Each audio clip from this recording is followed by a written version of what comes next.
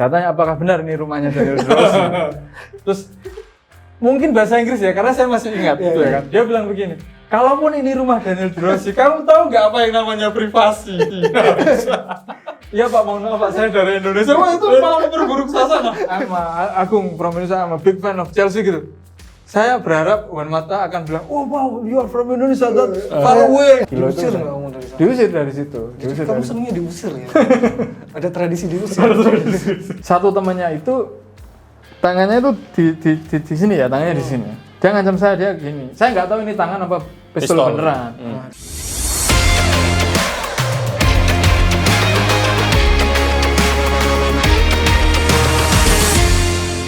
Hiperbola Piala Eropa bersama saya Ilham Zada, Ainur Rahman. Nah kali ini nih kami kedatangan seorang teman yang sama-sama dulu pernah liputan bareng dan punya pengalaman di Euro, punya pengalaman juga di Piala Dunia. Agung Putu Iskandar.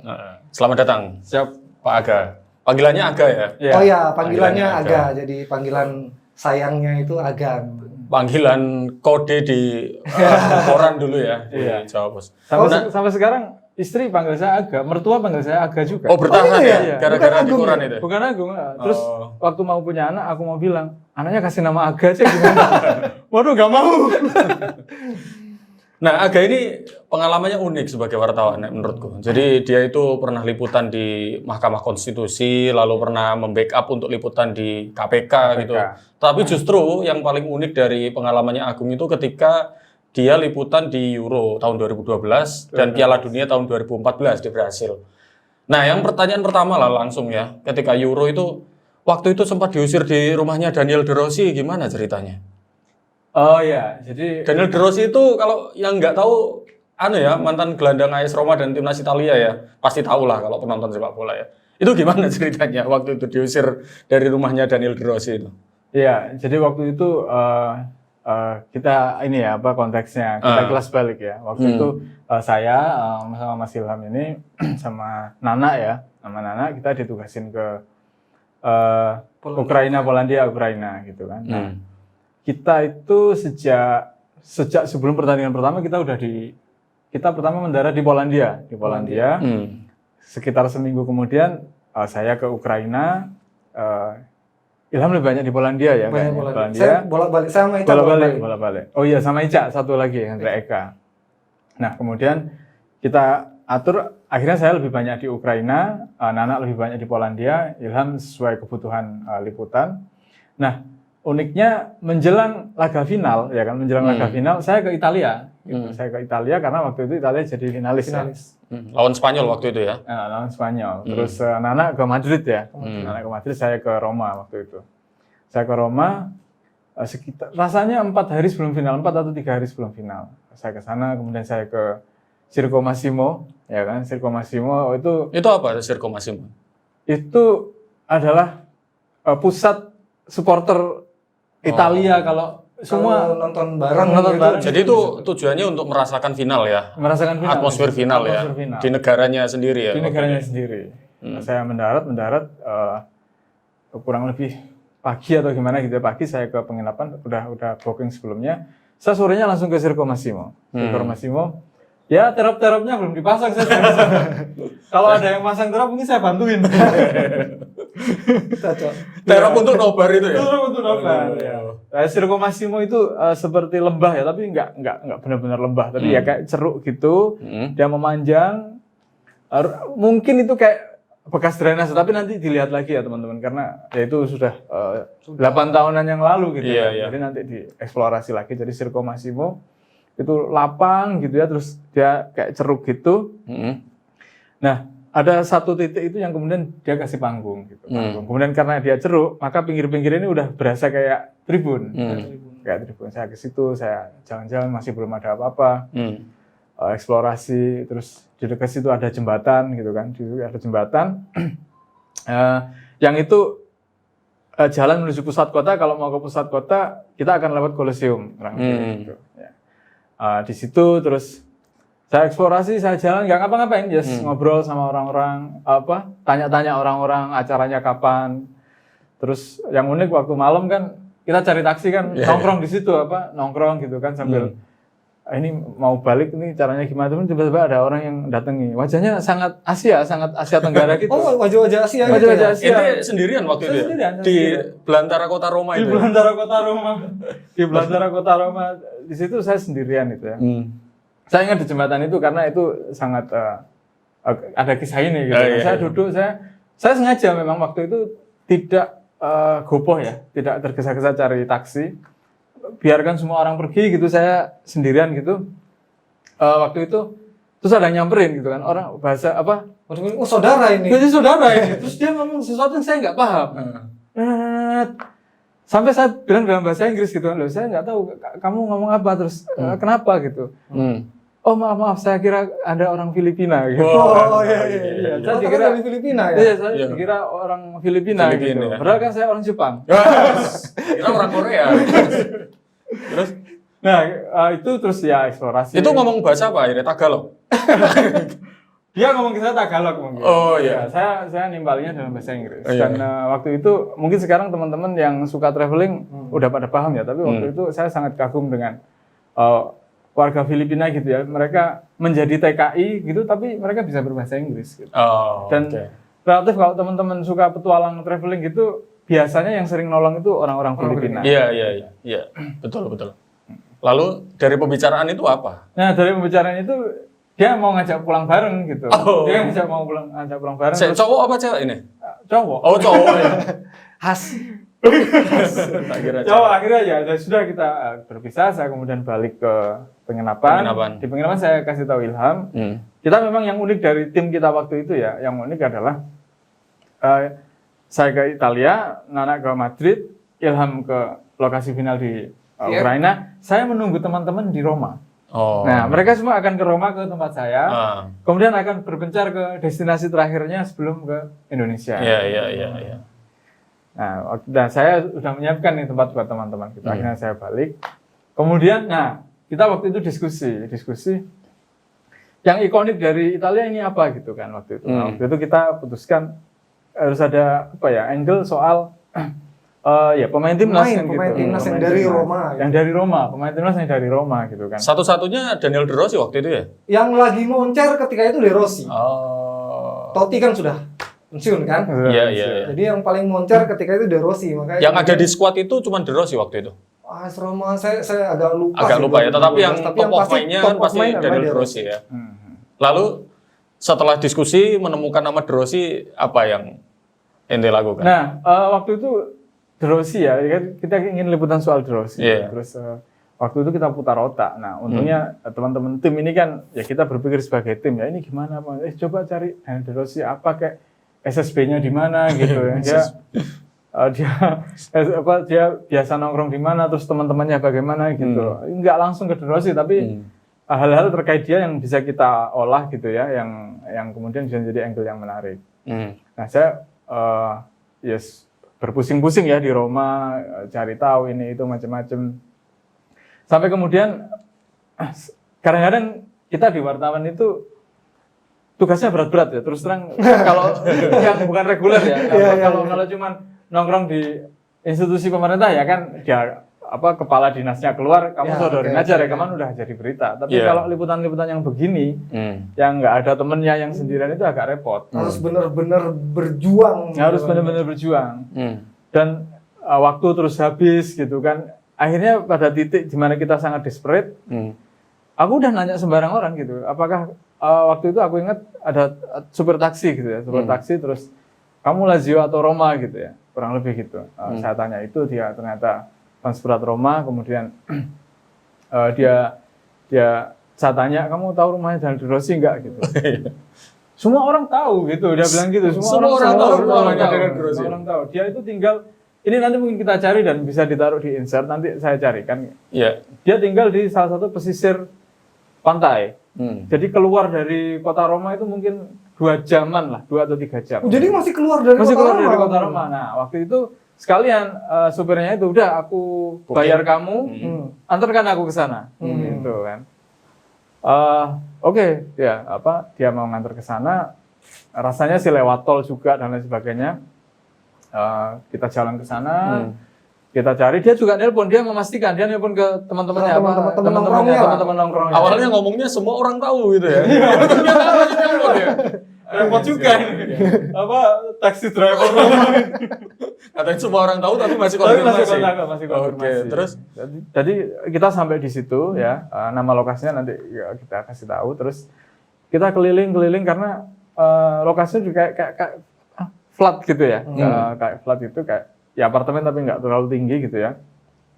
Tapi untuk memastikan itu kita tuh ngelilingi pantai itu ada kalau 4-5 kali. 4-5 kali. oh masih keliling ya? Masih keliling. Tapi langsung enggak, jadi masih berpusing. Taksinya untung dong. Taksinya untung. Tapi udah di booking di awal. Tapi udah di booking di awal. iya, oke, Karena kita ya udah apa sih namanya? Ya udah kita bayar itu Iya. Argonya nggak jalan. Ya itu akhirnya kita sampai di situ. Sampailah sekitar di semacam flat itu ya. Mungkin 4-5 lantai, 4-5 lantai nggak terlalu tinggi. Nah, saya sudah di depan rumahnya nih. Pagarnya tutupan kan gitu. Bingung ini gimana caranya. Si taksi drivernya, udah matiin aja Pak, saya masih mikir gitu. Dalam bahasa yang campur aduk ya kan. Orangnya nggak terlalu pintar bahasa Inggris gitu kan. Saya juga nggak bisa bahasa Italia. Iya. Ya, kecuali por favor. Ini ada kisah lain. Kita lanjut yang De Rossi dulu. Nah, ke De Rossi terus kita tunggu terus ternyata ada orang keluar. Oke. Ada orang keluar, pagarnya nggak ditutup kan gitu. Kalau pagarnya nggak ditutup, ya kan kita khawatir ada anjing, Pak. Anjing atau jangan-jangan pagarnya dialiri listrik. Ya kita nyelam kita bisa masuk. Terus kata supir taksinya dia tinggal di lantai 4. Udah di situ nggak ada orang yang bisa ditanya. Dan ada pintu yang terbuka gitu kan. Waduh, pintu harapannya terbuka. Itu langsung masuk aja, kita langsung masuk. Saya di lantai 4 saya ketok pintu. Bayangkan saya mengetok pintu rumah Daniel De Rossi.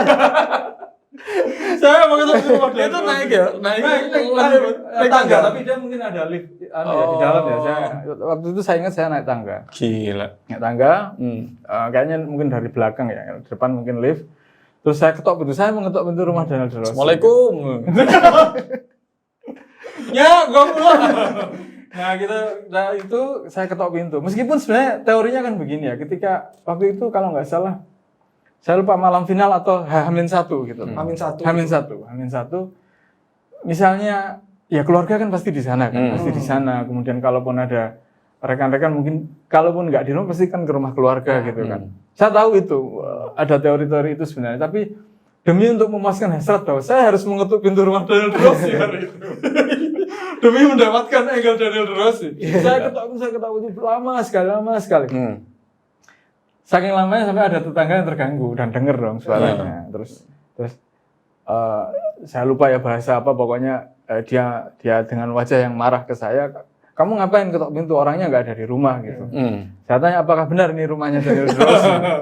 Terus mungkin bahasa Inggris ya, karena saya masih ingat. Ya kan? Dia bilang begini, kalaupun ini rumah Daniel De Rossi, kamu tahu nggak apa yang namanya privasi?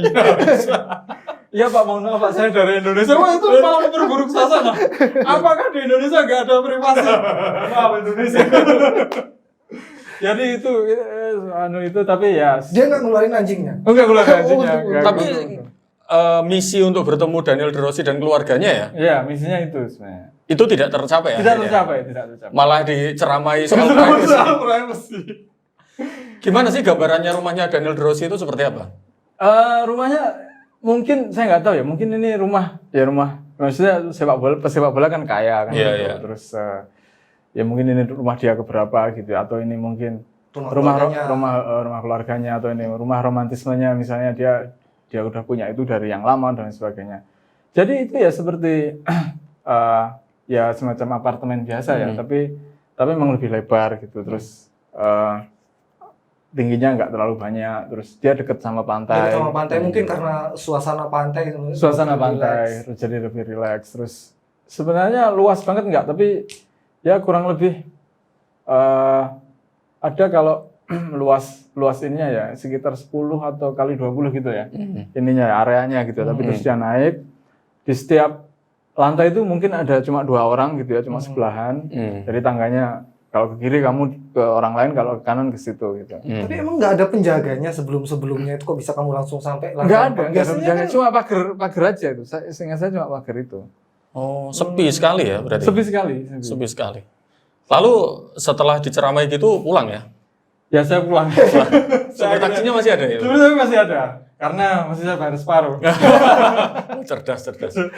Di situ terus ya. Sopir taksi gimana reaksinya ketika kamu? Reaksinya ya dia ketawa, tapi kan kita juga nggak bisa komunikasi. Ya. mengetahui hal-hal itu. Hal-hal itu gitu. Terus ya saya bilang kita gagal, tapi saya sempat foto di depan Rumahnya. karena di Jawa Pos kita punya tradisi kalau ke mana tempat-tempat tertentu yang kita tuju kita harus foto di situ. Iya. Kita punya tradisi. Ini juga yang menarik ya, karena kalau bagi saya yang punya akreditasi, itu untuk foto dengan pemain sepak bola itu lebih mudah karena ada banyak momen, kayak momen di tempat latihan, momen di mix zone dan lain sebagainya.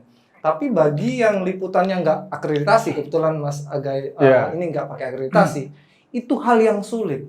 Tapi dia bisa loh foto bareng Juan Mata sama Llorente ya, terutama Juan Mata yang waktu itu di Chelsea ya. Nah itu gimana? Aku masih ingat waktu itu ada sebuah tuntutan, enggak, kamu kok belum dapat. Akhirnya waktu itu masih zamannya BB ya. Kita mulai bagi caranya kayak gini, cari hotelnya ini dan sebagainya. Gimana itu? Akhirnya bisa dapat. Itu gimana? Apa upaya yang dilakukan apa waktu itu? Nah, itu jadi pressure tersendiri ya, karena kita nggak punya akreditasi.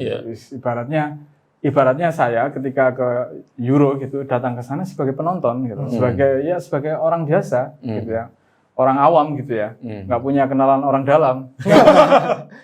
Nah, awam Ilham bawa akreditasi, nah tapi tuntutan kita semua reporter, semua wartawan yang tugas di Eropa itu harus foto bareng pemain. Ini pressure itu, waduh kalau sulit sekali ya. Sulit sekali dan aduh tidur nggak tenang gitu ya. Kamu mau tidur di mana? Bintang 5 pun rasanya. Kamu tidur di Bintang 5 di Krakow gitu ya. Di Roma gitu. Masih terpikir itu. Aku ingatnya di Donetsk kejadian itu. Betul, itu waktu itu di Donetsk. Donetsk itu Ukraina ya? Ukraina yang kemarin perang itu. Perang. Itu gimana akhirnya ketemu Juan Mata? Nah, waktu itu kan Spanyol mau main di Donetsk, gitu. Spanyol mau main di Donetsk. Nah, kita diskusi ya waktu itu ya intinya ya tim itu kan pasti menginap, gitu. Menginapnya di hotel, gitu. Langsung saya searching hotel-hotel dari bintang tertinggi sampai terendah, bintang tertinggi ya dari sorternya dari atas. Dan ternyata tidak terlalu banyak pilihan hotel bintang di Donetsk, gitu ya. Donetsk nggak ada.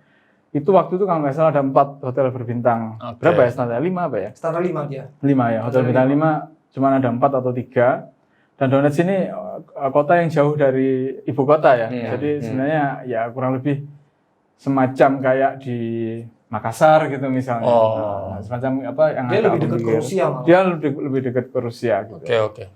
Saya datangi satu-satu. Satu-satu itu ya? Satu-satu. Hotel pertama langsung berhasil apa gagal? Hotel pertama aku waktu itu ini aja akal sehat aja. Misalnya hotel pertama hotel bintang 5 tapi di depan ada logo-logo, nggak kelihatan bus, terus depannya itu nggak luas gitu kan. Dia kan perlu bus gitu kan. Dia harus mengantisipasi fans yang datang gitu kan. Kemudian ada kendala bahasa kan, kita nggak mungkin tanya orang situ, pemain nginep di mana sih kan gitu. Di Ukraina itu parah, orang nggak bisa bahasa Inggris gitu. Parah sekali dan sangat rasis waktu itu. Sangat rasis ya? Sangat rasis, orang Rusia. Nah ini rasisnya nanti aja ya kita eksplorasi ya, soal Juan Mata ini dulu. Iya, nah kemudian beberapa kali ada hotel bintang 5 yang depannya sudah ada posternya Beatles gitu. Wah ini nggak mungkin, kok norak banget. Nggak mungkin. Apa hubungannya? Gitu. Aduh, akhirnya kebetulan terakhir, jadi ada hotel berdiri di salah satu sisi stadion Donetsk itu. Dekat stadion. Kandangnya Shakhtar ya waktu itu. Iya, kandangnya Shakhtar. Dan dia bagus, kemudian mungkin ada jalan langsung ke stadion, tapi masih agak jauh, tapi kayak dalam satu kota. Ada sekitar jaraknya 1 kilometeran. 1 kilometeran. Tapi dari situ udah bisa kelihatan stadionnya yang sangat indah itu ya. Donbas Arena ya? Donbas Arena. Nah, terus? Saya ke sana, kebetulan udah ada barrier yang dipasang, oh ya udah pasti ini. Gitu. Saya jadi tahu, oh ini tempat saya mengadu nasib ini. Gimana cara menembus barrier itu? Nah, Pertaruhan ya. saya sebenarnya sudah memikirkan ini sejak di rumah sebenarnya. Udah dahsyat itu. Nah, Sudah. Dari rumah sini Indonesia. Jadi Indonesia saya sudah mikir. Jadi kalau berangkat ke sana dan kemudian harus foto sama pemain, kita kan harus bisa menembus sekat-sekat formal gitu ya. Iya, Hotel gitu kan. Kalau tampilannya beladus gitu kan ya. Saya sudah bawa jas. Jas hujan. Jas yang ada ini di sini. Saya bawa jas ya kan. Jas itu saya beli harganya boleh ya di sana? Boleh. Karena ini modal ya kan. Ini modal. Saya beli jas itu harganya 1.200.000. Padahal waktu itu ya itu angka yang Itu angka yang luar biasa. Beli ini sampai demi itu rekor baju termahal saya. Ya. Meskipun 5 tahun kemudian atau akhir-akhir ini sepatu segitu harganya sudah biasa. Iya. Nah, tapi ketika itu kan ya. Ketika itu sekarang Air Jordan 5 juta, 8 juta aja udah ada kan gitu. Kebetulan Air Jordan saya sih belum punya. 1.200.000 memang untuk dipersiapkan untuk seperti itu ya tujuannya ya. Seperti itu. Jadi saya taruh tas gitu ya. Dan yang menarik kita kan nginep bareng teman-teman wartawan lain. Belum foto sama pemain nih gitu. Nggak mungkin lah kita bisa gitu. Rata-rata mereka nggak. Oh gitu ya. Wartawan Sudah nge-pair dulu ya. Jadi mungkin Ilham juga nemuin. Jadi kita itu liputan sama wartawan yang lain. Japos itu selalu dibully. Karena Terlalu rajin. Sampai wartawan lain lupa aku ada teman dari Bandung itu wartawan. Mas, tolong jangan nulis dong Mas. Loh, kenapa Mas? Aku jadi insecure. Tapi memang kita waktu itu banyak angle-angle. Dan selain itu kita waktu itu muda semua. Muda semua. Saya yang paling tua bahkan. Iya. jadi energinya sedang besar-besarnya ya. Balik lagi kita balik lagi ke jas. Sekitar warnanya banyak. Nah, kita balik saya sudah pakai jas, ya tasnya juga tas-tas yang kecil ya, jangan yang gede-gede.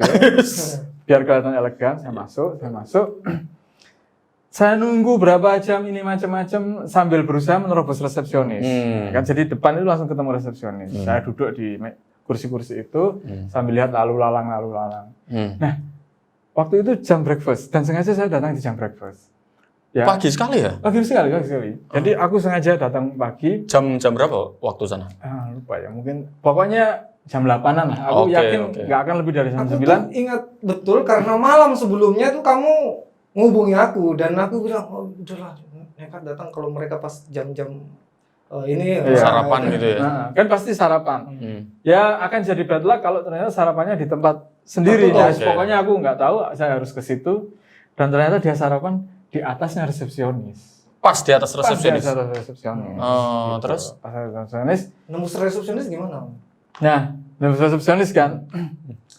Waktu itu mereka baru datang. Aku pengen kelihatan siapa gitu. Ada itu udah deg-degan. Ini pertaruhan nasib. Mereka ada udah hampir udah mau kelihatan begini, diusir nih gimana nih? Jangan diusir dulu dong. Waduh. Mereka baru datang. Keamanannya belum konsolidasi lah. Iya. Ya aku langsung enteng aja ke atas.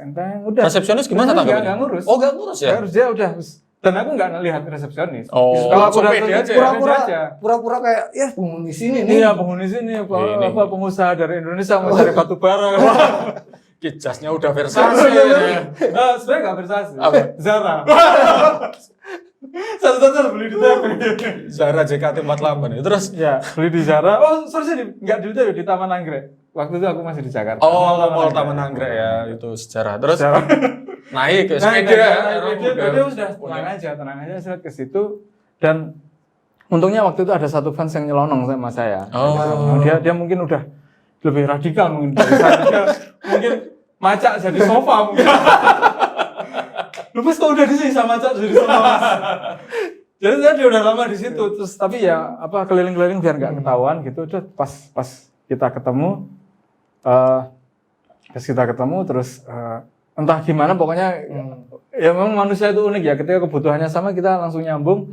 Pokoknya itu terus biar bahasanya beda pun kita bisa kerja sama gitu. Nah, karena waktu itu saya di foto India gitu.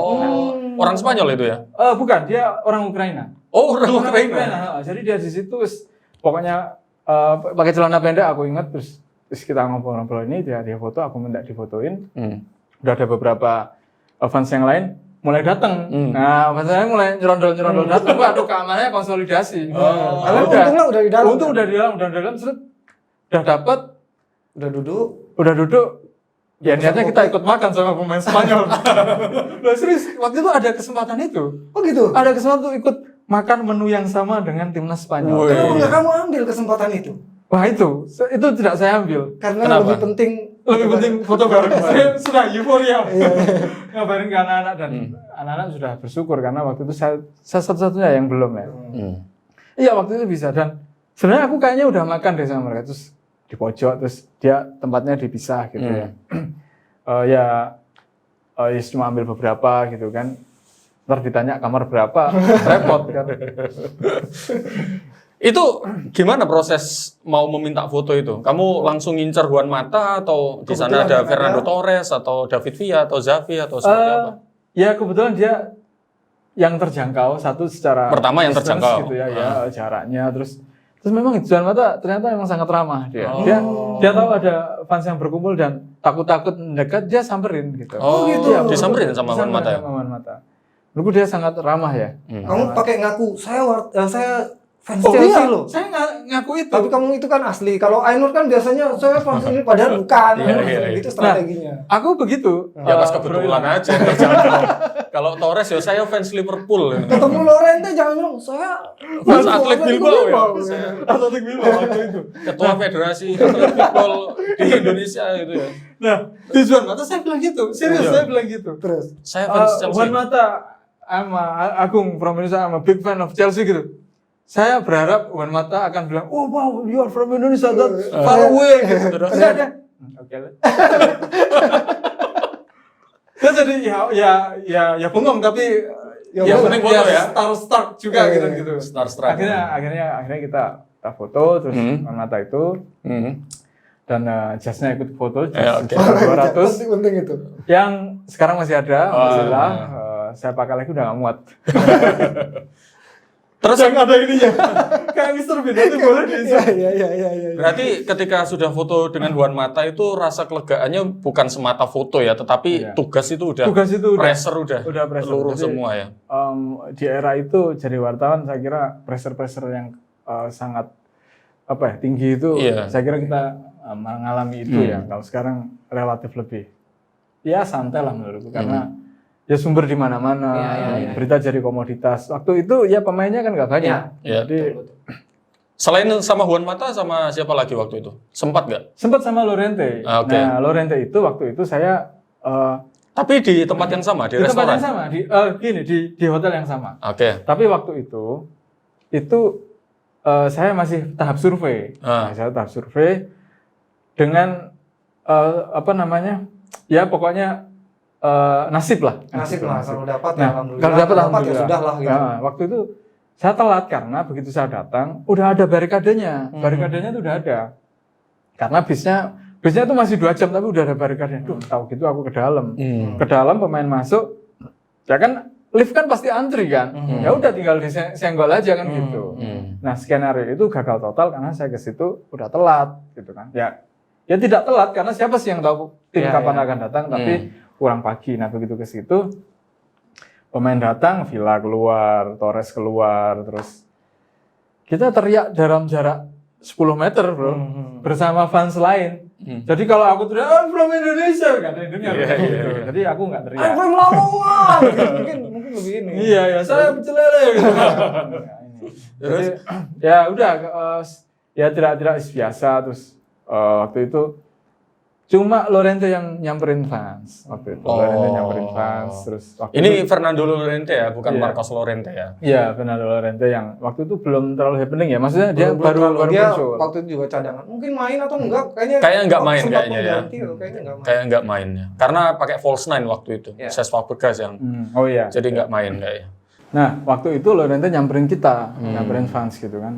Dan nyamperin fans, dia datang, wah heboh gitu kan. Foto bareng dan dia datangi satu-satu ya, maksudnya dia barisan dan baik ya. Baik dia dan aku orang keempat gitu ya, dia pertama, Itu kedua, kalau ketiga, biasanya keempat. kalau aku pengalaman kalau orang udah begitu makin deket tuh makin deg-degan. Makin deg-degan, makin Ini dia deg-degan. tiba-tiba dipanggil untuk segera naik ke bus atau enggak? Iya. Wah, itu deg-degan sekali. Aduh. Lorente gitu ya, yang wah matanya aja indah banget kan. Maksudnya ini nggak tahu warna matanya itu apa gitu. Pokoknya dia beda lah matanya. Bisa di-cut nanti nggak penting. Nah itu starstruck juga, kena juga itu Pak kita. Jadi terus. Itu selfie dah waktu itu atau ada yang motoin? Atau Lorente yang selfie? Selfie maksudnya. Selfie ya, selfie waktu itu. Selfie. Ya waktu itu selfie dan susahnya selfie kan ya susah fokus waktu itu nggak kayak sekarang ada HP. Kamera sekarang kan udah keren. HP sekarang. Ada kamera depan ya, dulu kan nggak ada ya. Dan waktu itu ya saya tahu sih jeleknya foto itu karena kayak ada jarak gitu loh. Kan ini barrier, barrier Lorente di sini. Jadi foto barengnya itu segini gitu. Foto barengnya ini apa jaga jarak. Padahal belum ada corona. Kan repot ya kan. Jadi nggak ada jarak yang kemudian nggak seindah foto dengan nggak mata. yang kemudian dipotong di koran. Secara umum gimana kesannya Aga soal timnas Spanyol itu Kak? Waktu itu mereka memang jadi ini ya, jadi bintangnya ya karena Barcelona lagi kuat-kuatnya. Terus apa namanya?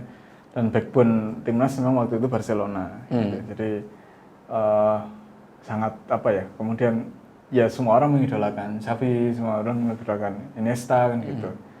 Jadi ketika kita waktu itu bisa foto sama tidak bintang utama tapi beberapa Juan Mata kan cadangan cadangan dan jadi ya luar biasa kita seperti jadi pun cadangan. Lalu ini di luar liputan soal olahraga ataupun sepak bola. Jadi kalau saya punya akreditasi, Eca punya akreditasi. Fokus kami itu biasanya di stadion, tempat latihan, pertandingan, latihan. Kalau Aga ini dia lebih banyak fokusnya adalah ya wisata, lalu kemudian entah itu kuliner, entah itu apa, dan satu momen dia kebudayaan. Satu momen dia pergi ke Chernobyl. Oh iya. Chernobyl itu apa Chernobyl itu? Ya Chernobyl ya biar Mas Aga aja yang ceritain. Kenapa itu masih sering buka tutup? Karena bahkan sampai puluhan tahun Chernobyl udah selesai gitu ya. Itu masih ada radiasinya. Akhirnya saya laporin ke Ilham. Akhirnya malah jadi angle. Jadi nggak perlu cari berita, dia jadi berita. Rencananya nyari berita tapi jadi berita. Saya masih jalan terus tiba-tiba ada ibu-ibu lokal gitu ya, warga lokal. Dia tiba-tiba menghadang saya ngomong dalam bahasa Portugis, kamu tidak boleh di jalan, kamu harus segera balik, kamu tinggal di mana gitu. Pasca perampokan itu ada rasa setahun ya mungkin ini lebay tapi bagaimanapun ini yang saya alami dan saya berusaha jujur dengan itu. Sekitar setahun saya kalau dipepet orang mesti refleks menghindar, terutama yang dari belakang ya. Jadi kalau depan kan kita antisipasi gitu. Tiba-tiba dari belakang kalau kita bisa misalnya guyon sama teman tiba-tiba kan itu akan itu masih ada begitu tinggal di mana gitu. Pasca perampokan itu ada rasa setahun ya mungkin ini lebay tapi bagaimanapun ini yang saya alami dan saya berusaha jujur dengan itu. Sekitar setahun saya kalau dipepet orang mesti refleks menghindar, terutama yang dari belakang ya. Jadi kalau depan kan kita antisipasi gitu. Tiba-tiba dari belakang kalau kita bisa misalnya guyon sama teman tiba-tiba kan itu akan masih ada begitu.